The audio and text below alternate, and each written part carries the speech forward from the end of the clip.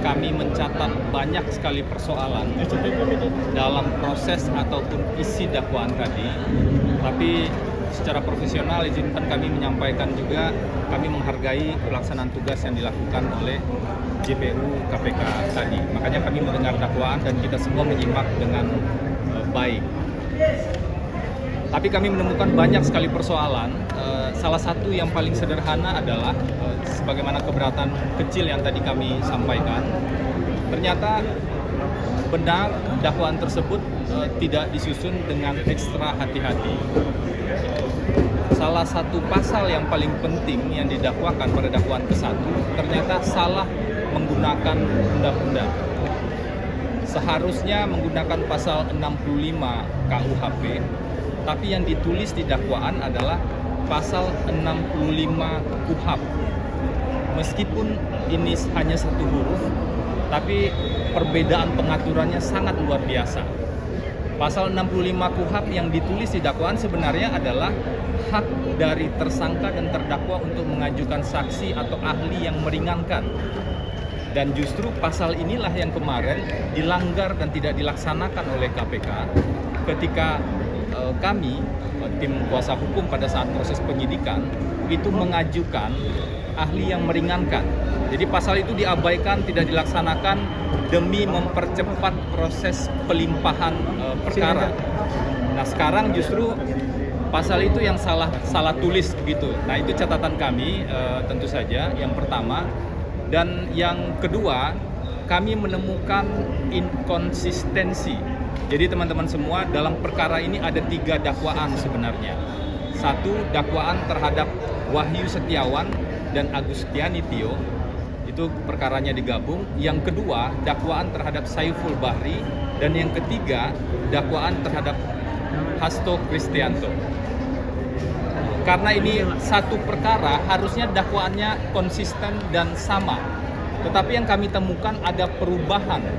Jadi ada peristiwa di sekitar tanggal 17 Desember atau 19 Desember tahun 2019, itu yang berubah. Apakah itu sengaja atau tidak sengaja? Yaitu terkait dengan sumber dana 400 juta.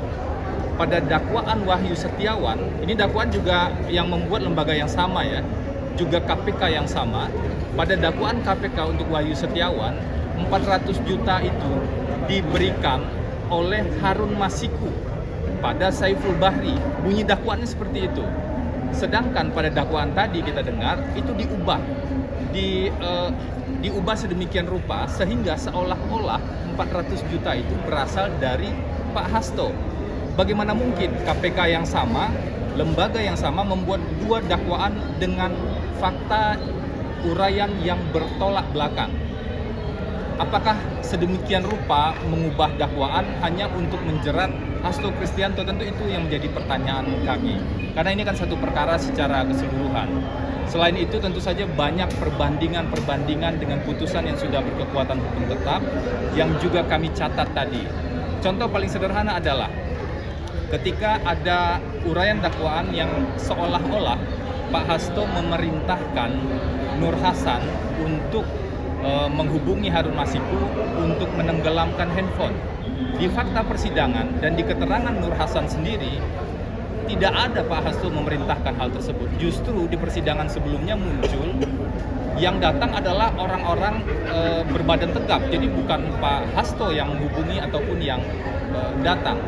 Fakta ini sangat bertolak belakang. Karena itulah ini yang menjadi catatan kami juga. Apa sebenarnya maksud dibalik dakwaan itu sehingga sedemikian rupa memutarbalikkan fakta hukum yang sudah muncul di proses persidangan. Selain itu yang juga menjadi catatan kami, pasal 21 ini kan obstruction of justice yang ranahnya mulai dari penyidikan, penuntutan, dan persidangan.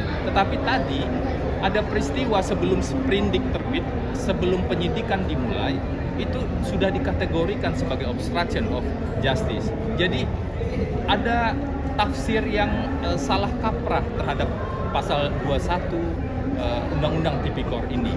Nah ini tentu akan kami masukkan pada dokumen keberatan nanti dan juga akan kami challenge sedetail mungkin dalam proses persidangan nanti kalau perkara ini lanjut.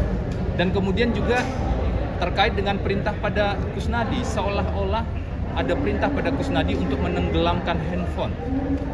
Itu tidak ada. Kusnadi sudah mengatakan bahkan di sidang pra-peradilan yang baru-baru kemarin, bahwa yang ditenggelamkan itu adalah proses melarung sebenarnya, dan itu hidup dalam tradisi di Indonesia sesuai dengan keyakinan masing-masing. Jadi tidak ada perintah penenggelaman handphone, apalagi kemudian tadi yang agak kontradiktif juga yang kami temukan catatannya adalah kesimpulan yang kami yakin itu adalah kesimpulan atau asumsi di dakwaan yang mengatakan handphone yang ditenggelamkan atau kemudian handphone yang dituduhkan ditenggelamkan tersebut berisi informasi tentang Harun Masiku. Handphonenya saja tidak ketemu kalau konsisten dengan logika KPK ya. Handphonenya saja tidak ketemu. Bagaimana mungkin bisa diklaim di dalam handphone tersebut ada informasi tentang Harun Masiku? Jadi kita betul-betul harus detail, harus cermat, dan ada banyak lagi catatan yang lain yang juga kami perhatikan. Misalnya ketika seseorang memegang handphone, misalnya Pak Hasto, dia punya handphone kemudian dititipkan, atau pihak lain yang punya handphone dan kemudian handphone tersebut digunakan, itu masih hak azazi dari masing-masing untuk menggunakan handphone tersebut. Bagaimana mungkin penggunaan sebuah benda yang merupakan hak azazi itu dikategorikan sebagai obstruction of justice? Ini yang kami catat, yang kami sebut sebagai tuduhan berlebihan, tuduhan tanpa fakta yang kuat, tuduhan yang dibangun dari fakta yang dicampur adukkan dengan opini. Nah, ini bahaya sekali dalam proses penegakan hukum kita. Mungkin itu dulu catatan dari saya, Bang Mahfud.